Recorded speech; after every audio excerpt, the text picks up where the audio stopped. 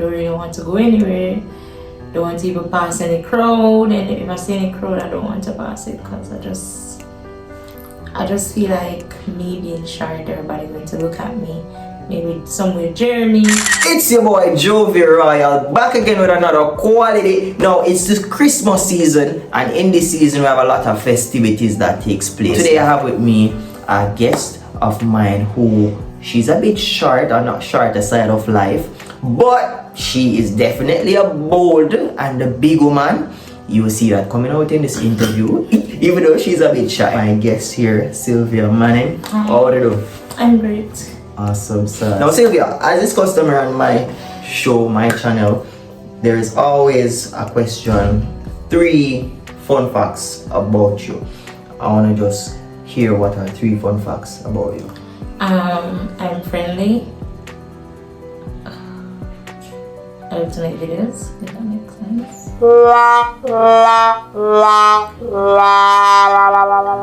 I love to give jokes. You love to give jokes. Yeah. So you know you have to give me one before you come out for the show. No right? problem. Alright, but you're friendly. That's a fun fact.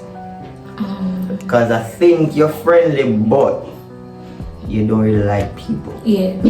So that is the fun fact. I'm friendly, but I don't like people. Yeah. Like, But I don't know. that, I wonder how that really correlates. Like, I ask myself sometimes too.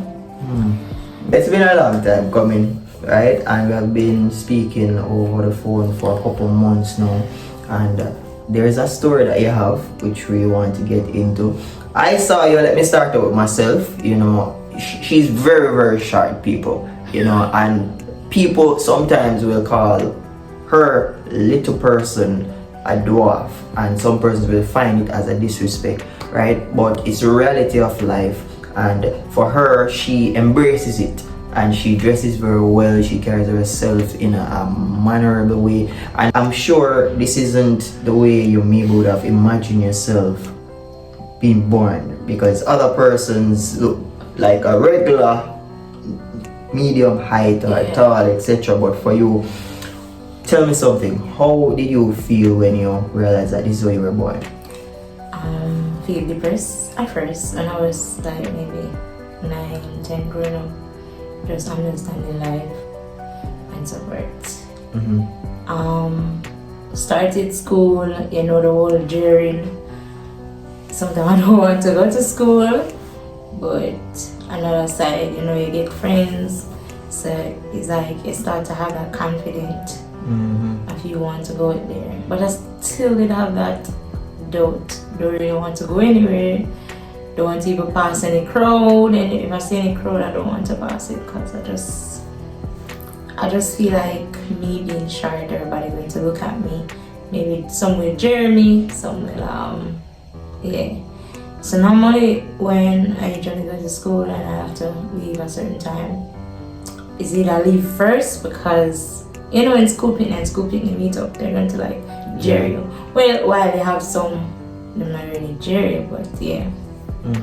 So at first you felt a little bit shy, you felt a little bit out of place, like, hey, this isn't where I belong, you know, and so it made you feel like you're odd.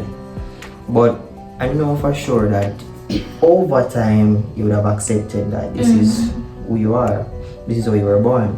Right? Is it that your parents were born just like this? No, my grandmother on my father's side was short. What on your father's side? Yeah, so you got it from your grandma.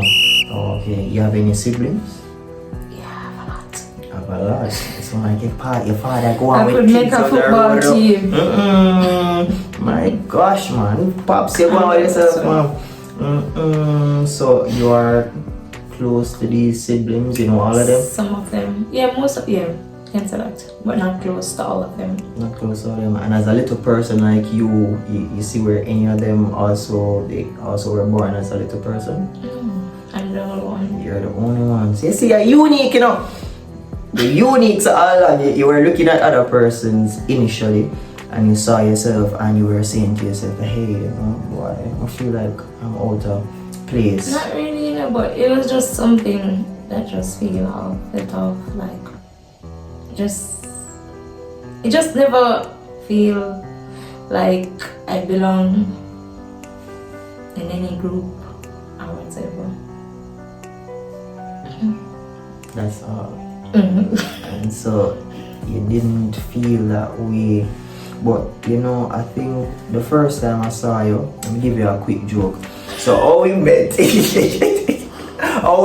it was so hilarious, and I'm gonna let her speak on her side how she felt about it.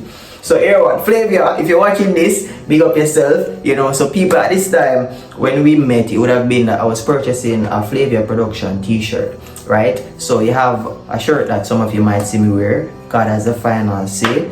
And I was purchasing that shirt from Flavia at the time, and Flavia said, alright bro, you know, I have somebody who I'm gonna have hand it off to you, so they're gonna deliver it for me and you just go and collect it. So I got the phone number for her, and I said, alright, I'm gonna call this individual just to find out where they are and where we can agree to meet up. So boom, I said to man, I said, alright, half a tree, you know, right at BK there, so. And I said, alright, cool. Went to half a tree, reached BK, and I'm looking around. I'm like, where is this person? So I called. No, but Flavia said she sent you a picture of me. She sent, yeah, because here what now? So that's how I look like. Oh, I picked up how you looked, but I never did two to a priest. I said I'd be short. So I said to my mama walk around the corner now. I look at me and say, where the young lady at? You know, but then when we look now, because that time it was COVID period, so you know you put a mask and things. So I think I had on a mask and I had on a cap and I had on my other hoodie. So there was a hoodie of another friend of mine who has a shirt production as well. So that hoodie plus the mask and the cap, believe she would not have seen me. Anyways, I went around the corner and I saw a very short person. I'm like, remember the face still with Flaves they sent me, you know, and that's how I could pick it up. So I went over to her and I said to her, you are, I think me call your name. You never call my name, never hear nothing. Never hear nothing. Never hear nothing at all. So we don't remember. Nothing at all. We don't remember how that part went. But I remember you never said, you said something, but I was like, whoa, where you talking about? I mean, huh? Yeah, exactly. And then they say, I come to pick up a shirt. And I was like, Guys, I was embarrassed. Wow. Because I was literally planning how I was going to hack towards you when you come to me. Know what I mean? Knowing, so dramatization, yeah. Listen, knowing that is in some church group and all. You might be not know me, but me know them, you know? So, I said, alright then, when you come, I want to see him first, so I literally stood at the door because I want to see him first. But this man come in a mask, hat, and a hoodie. I couldn't recognize him. Like, I couldn't recognize him. And guys, I felt shame. It was the reaction, you know. The reaction was all about, huh? Like, I said, but this young lady, she not get a picture of me or something from... I mean, I know you. I don't know you, but I know you will be. Yeah. So that's why, but then because of the mask, you wouldn't have known. So you're saying that you felt embarrassed based on your reaction. Yeah.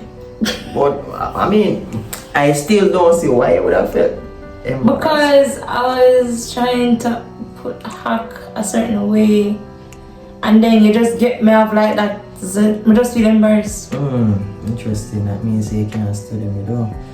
That makes sense. I don't come share myself. Like for the whole time I think about it. So yeah, say, never know, and it's so funny that I didn't even know that you felt that way. Maybe. So interesting stuff. But you know, it was good meeting you and seeing you in person because I saw you on Instagram and I was like, well, you are a shy person. You know, but then when you open your mouth and we talk, I realize that you're an intelligent individual. So I just want to find out just a little bit more about you. So you grew up in Clarendon, right? And you have siblings. You grew up with your parents, grandma. okay. Tell me a little bit more. I grew up with my sister, my big sister. I moved from Clarendon to come to St. Catherine at 9 years old. I met my mommy at 9. by the way, at Children's Hospital. Wait. You met your mother At when Children's Hospital. you were 9 years old Yeah. at Children's Hospital. So you never met her before. I met her, but I don't know her Oh yeah. as a child, baby. But she ran away with me. She did what? She ran away with me. No. I want to hear She told my about mommy that she told my father that she's going to the bathroom to pee and come back. And she just leave. And She that was just at the left. hospital? That No, Nathan Primary. My father was a teacher there. Okay, so daddy at that time had to be the one to step in. No, he did not step in. What do you mean by never step He in? left me with my sister, my big sister. So your big sister had to groom you and take Like care of you? literally, she's the one like my mother. So you were motherless, fatherless. So Well, my father was there, but he wasn't there. If that makes sense.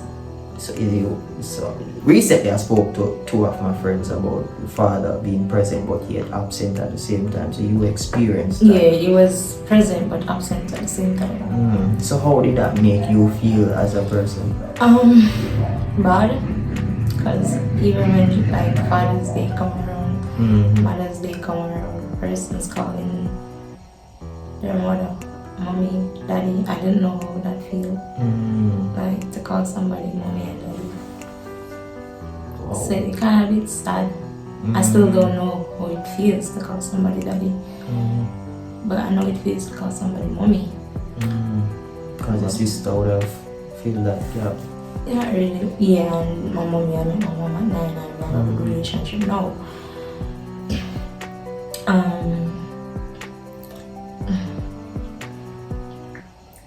Yeah, because of that, right? No. Why? Because it's gonna stay there. Okay, so yeah, I met my mommy at 9.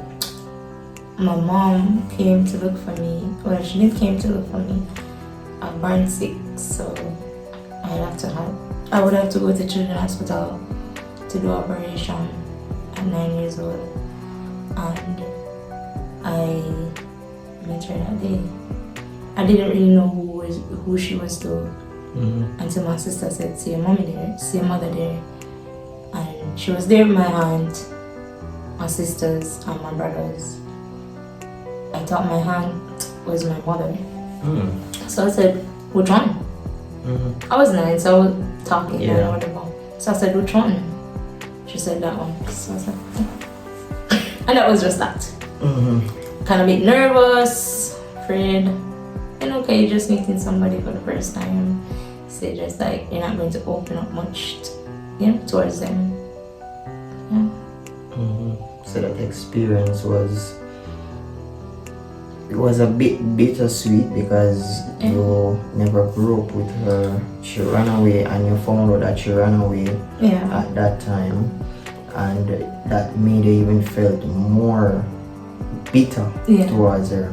No, at one point, until one day, like, I have the strength to ask her why she ran away and leave me. And she said because I was sick and she had my sister, so she couldn't manage me. Which I understand. But on the other side of the family, they're like, oh no, she never liked you and whatever. I mean, I'm an adult now. I must know what I want to believe and what I don't want to believe. And I believe her.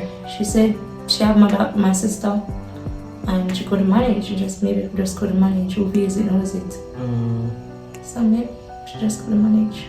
So mommy, maybe at the time she was struggling with trying to juggle to monitor both of you. And I was sick, so it was too much. So it was too much pressure on her. And I can understand where she's coming from, and I think for mommy, it was good to know that she could have come back.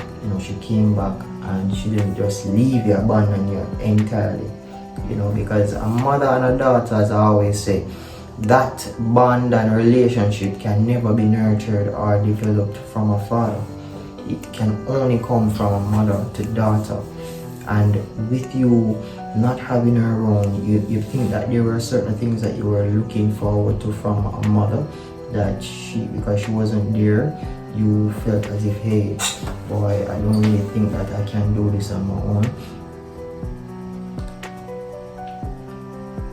Sometimes, like, I wish I grew up with her, and then the next time I don't. Because she wasn't that mother, if you understand. She wasn't really a mother, she was just a mother. If that makes sense. If that makes sense. So you maybe understand what I mean. You're saying that mommy... She was a mother of me, but she mother for me, but she was a mother. She never did the nurturing that she should have done as a mother. She never done mother. She was there as a mother with the name mother, but not really taking on a motherly title. Because whenever I'm this private person, I'm inquisitive enough about it. If I want to find out something, I'm going to ask. So like, I always tell mommy whatever, she don't talk about sex, she don't talk about nothing. And it was just, mommy, can I move my homework? Even when I can do my homework myself, I just want that little, you know, that little band. Move from my son. So it's like, I just grow bitter. Wow. I just grow, and it's like, I don't grow with that little love, that little emotion, something. I don't grow with that. So that was for mommy. How was it with daddy? Oh boy. Okay. So my father. My father. My sperm's not my enemies. You can see this thing to kill me. So that man only give me like money when I'm drunk, and it's only $20. Yeah, $20. And you were like, who is your father? And I'm like, you. I'm not your father. I'm like, okay. So it's like, so he growing up, you. each time growing up, he keeps saying it. He keeps when I'm growing up, like, when he's drunk, he keep asking the same question, who is your father? And I will say, you. And he will like, no, I'm not your father. I'm like, this one. And he only give me $20, like when I'm drunk. That's $20. Not forget. So he doesn't play any vital part in her life. I remember my sister asked him for $500 to go to children's hospital, but many times tell her that not give her. So is the case where he had it, but he doesn't. So it means that him. And maybe we're drink it up. I don't know, but him did have it. I don't care. I'm still holding all grudge against him. But I'm not business. So I forgive him, you know. Yeah. But yeah, I spoke to him after that. He dropped into a canal. You go again? He said, I think that one flew over me. What happened? He fell in a canal. He fell in a canal? Yeah, and most of him head. I'm gonna laugh. I'm gonna go country, go look for my sister. I want to see my up. Anyways, I'm not evil, but it was happening and he asked me to do stuff for him and I do it. And there's something in the back of my head. Then time when he baptized, I think I was about 15 or 16 when he baptized. So you know that the guilt there will take me if I do it. And so I go country and him could walk because him the kind of broke up and trip up. And him asked me to share some food for him. And I shared it out and something in my head like spitting there. And I said, no, I'm not going to do that. Yeah. And then he asked me some toothpaste to put on his toothbrush. I said, rub the toothbrush and I dirty stuff and give me. And I said, no, I'm not going to do that. And I didn't do it. And I'm glad I didn't do it either. Yeah. Wow. Yeah, a lot of different things you could have done to him, especially the way that they felt towards him. You could have done so many things to make his life more devastating. But I think the God in you, you know, it was speaking to you and you never did that. But, you know, Daddy, he came to my workplace last year. I think come to some insurance company. And my sister came to look for me and he was there. But I was working like literally. I saw him, but because I don't have that relationship with him, I'm not gonna like, hey daddy, what's up? I'm not gonna do that. So I saw him. My sister came to me and she said hi. Because she come to me at work. So I'm not really talk because I'm at work. She come back and say how much the man and don't count him. So which man? You never see me at work? You never see me at work? Like she spoiled my neck, she spoiled my whole entire day. Boy, that one that's so rough on your sis. She spoiled my whole entire day. She just say, my father said that I must see mama don't call to you. Me at work. But I mean, I thought they were going to stay a little. So I could greet them after, but I felt away, but I just like go. Maybe they look towards and like, hi, how you do, daddy? Why? No. You know, you have some fathers like that, you know. I'm sure you have levels. Because for me, my father, he's the type of person where me in the streets and he would heal and everything. But in terms of doing the fatherly duties and all of that, in terms of father-son, I don't have that. You know, and so if I'm out on the road and with people, I'm saying, yeah man, my son just seem heavy. You know what I mean? Yeah man, top singer, you know, XYZ. But when you check it out, there's no real involvement in things that I do in my life that much from him. And so you have some of them when you're out there in the streets, them see you see them they expect you can give them a ear. And that's what happened. For you now, you know what you're going through with him. He's not really that much involved in your life and he not have no type of impact on you positively. And because of that, you're not gonna just be fake and try to say, oh, hi daddy. No, you know what I mean? No, I get where you come from. So I understand that is really what took place. But I know for sure, daddy, if you're out there listening, you know, you can see and look into this to see if you can better your relationship with Sylvia. You know, because I'm sure you wouldn't mind to have a greater relationship with both parents, right? I have a great relationship with my mother now, but still the same with my father. Or maybe it's me not reaching out, I'm not sure. So I'm gonna task you to it. So next time when she comes on, she's gonna be able to tell me that, hey, listen, and daddy, we have a better relationship now. I'm gonna call him for sure. I'm gonna call him, but I don't have his number. Alright, so that's the first step to see how you can get the number and to proceed from there. Because we know that father, they play a very important part in the grooming of their child's life. And for mothers, it's even just as equal, you know. But for you and mommy have a very good relationship now, which is good. But we're gonna look forward. Since you moved out. So you moved out. Tell me about that. You just said since you moved out, so you're on your own now, and you are doing things. How are you taking on life on your own at this moment?